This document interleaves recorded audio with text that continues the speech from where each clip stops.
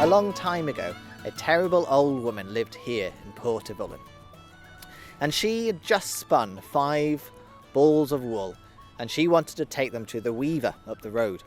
It was Sunday, when you shouldn't be doing work like this, but she didn't care about this sort of thing. Borknit, she said to that. And so she set off with her 5 balls of wool. And it was a bit windy, too windy for her, and so she cursed the wind. And immediately when she did that, she turned to stone, right there and then, and she had the 5 balls of wool on her. And this stone stood here at Vullen for many, many years, until it fell down in 1897, and they shifted it to the churchyard, where it's been ever since.